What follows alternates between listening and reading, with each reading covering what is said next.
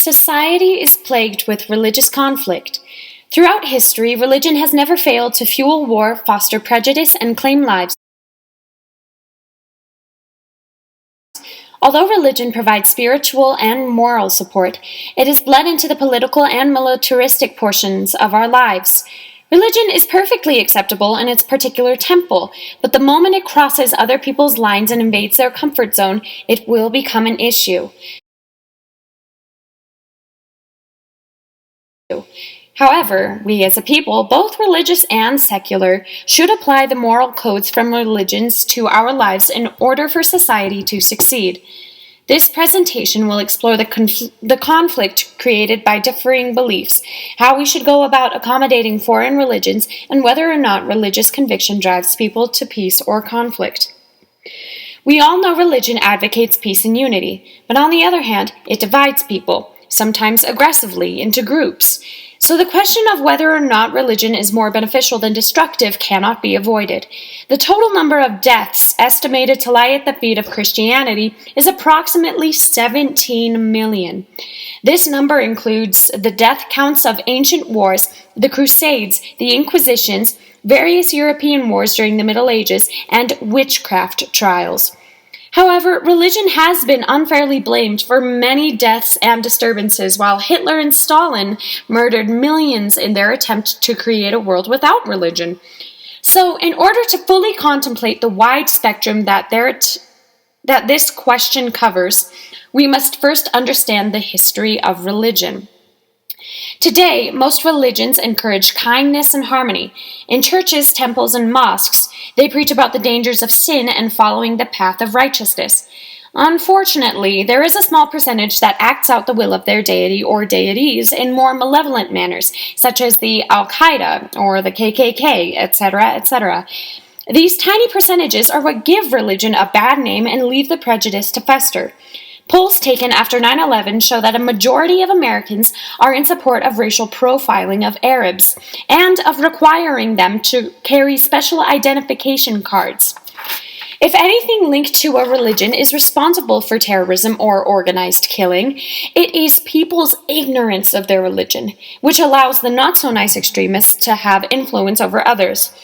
Further back in history, though, we used to sacrifice children, cut people's hearts out while they were still alive, and other monstrous rituals, all in the name of our bloodthirsty gods.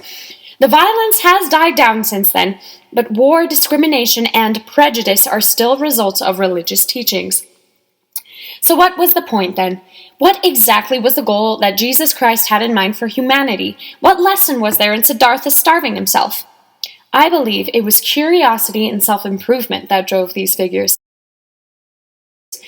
Humans are naturally curious. The beginning of time, space, and existence, for example, still baffles us. For many, the idea that God constructed the universe in 6 busy days is a perfectly reasonable explanation. Hindus believe that in the beginning there was the Brahman, and through heaven, the earth, and the atmosphere, he cultivated the entire universe. And then the atheists theorized the Big Bang. These theories all quench the unwavering curiosity that has driven mankind throughout history. But didn't curiosity kill the cat? Take Galileo's dangerous hunger for knowledge, for example. He liked the idea of our modern solar system. Unfortunately, the Inquisition coupled with the Catholic Church's suspicion led to the Pope insisting upon a harsh examination of Galileo and a formal prison. He was forced to spit out the old-fashioned, inaccurate theory that the sun spun around the earth. So, was it curiosity that killed the cat or the good old Catholic Church? Now let's reflect. Has there ever been a case where secularists have persecuted religious folks for their beliefs? The line drawn between the church and the government was non-existent during poor Galileo's time, but now the British government has been approached about Sharia law, which is a Muslim code of law that branched off the Quran. When the first Sharia court case was held in the UK, within 1 year, over 85 recognized Sharia courts were established within the UK's tribunal court system. The problem with this rapidly spreading dogma is that some of these sentences display extreme sexism since Islam is a male-dominated ideology. This inequality has drawn attention to the need for additional British legislation to rein in these courts so they abide by British law. In America, when the Hasidic Jews choose to use public transportation, they can't enforce their belief that women should sit in the back of the bus. Come on now, I thought the U.S. sorted this out during the Civil Rights Movement.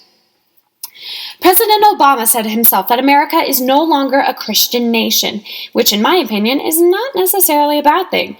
He explained that even if we did have only Christians and if we expelled every non-Christian from the USA, whose Christianity would we teach in schools? This brings another string of questions.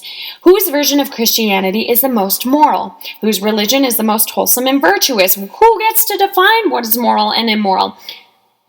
Good Jews shall not eat pork. Good Christians shall not gaze upon another man's super hot wife. Good Muslims shall not pray less than 5 times a day. The classification of right and wrong varies depending on culture, geography, and holy scriptures. We will never be able to make every single one of the 6.8 billion people on this earth agree on one definition. It's just not possible. So then why aren't all religious people good? Why aren't all good people religious? Well, for argument's sake, let's say that an atheist were to ascend the stairway to heaven. But hey, he still did volunteer work, was completely faithful to his wife, and filled his days with good deeds and generosity. Now, let's say that when he got there, God sat him down next to another man awaiting his judgment. The other man had murdered a couple people, swore, smoked, drank, and spent his days bathing in sin. However, this man went to church every Sunday, believed in Jesus Christ wholeheartedly, and prayed for forgiveness every chance he could. Tough decision, right? Do we pick the religious convict or the atheist kind soul? I guess that depends on what we define as good. Is religion necessary for moral life? Maybe not. If we take a look at China, we find that for nearly 2 millennia, their morality was built on a foundation of Confucianism, which is a secular doctrine. But we find basically the same moral codes as those in the Bible, including the famous Golden Rule. Do unto others as you would have them do unto you. So believe it or not, Confucius and Christ weren't all that different when it came to their teachings. Well, if religion isn't necessary for society to strive for virtuosity, then is it a cause for people to terrorize those who do not fall under their religious category? And folks, I'm not just talking about the terrorizing we saw on September 11th, 2001. I'm talking about political terrorizing. Is it moral to prevent gay people from adopting children or having nullified relationships? Are we promoting a moral society if we are then casting people we deem immoral out? During the Crusades, those men persecuted and murdered anyone that seemed to be immoral or different. So is today's modern crusade targeting the homosexuals, Muslims, or anyone who chooses not to follow the word of Christ, let alone those who do not have access to it? Will Gervais at the University of Columbia ran a series of studies testing just how much religion influences our judgment of a person. They found that 55% of Americans say they would refuse to vote for an atheist for president, even though they would consider voting for an African American, a woman, a Jew, or a homosexual. Atheists are also rated as the least desirable group for a potential son-in-law or daughter-in-law to belong to.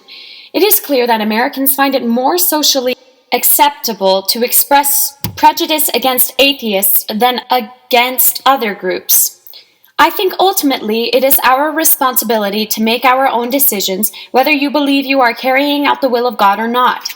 Gervais' studies showed that it is a widespread belief that people behave better when they think God is watching over them, and there is definitely truth behind that statement. If somebody believes in the possibility of divine punishment, we assume that person is less likely to do something unethical.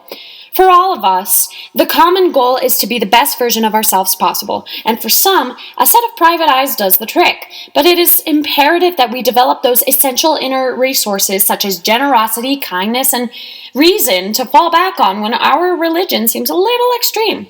The Bible was written 2,000 years ago, folks. Guys, don't look over their fence on Sunday morning and see a neighbor mowing the lawn and think, working on Sunday? I really should kill him. Christianity started out in Palestine as a fellowship. It moved to Greece and became a philosophy. It moved to Italy and became an institution. It moved to Europe and became a culture. It moved to America and became an enterprise. The truth is, folks, we change. We change just like our holy scriptures, our beliefs, our experiences, and our relationships. That's life. Mankind is not often thought of as a family due to all the racism, cultural differences, language barriers, etc., but we're all the same. Your DNA differs 0.1% from the person sitting next to you. We all hope to ascend the staircase to whatever heavenly, enlightening understanding is in our attic, but we're all so busy fighting down in the kitchen and living room to even keep that in sight. Maybe someday we can put aside our differences, celebrate each other's company, and embrace the diverse, dysfunctional family we are. Maybe we could find a higher power in that state of unity and peace. We're not there yet, but at least we have a goal.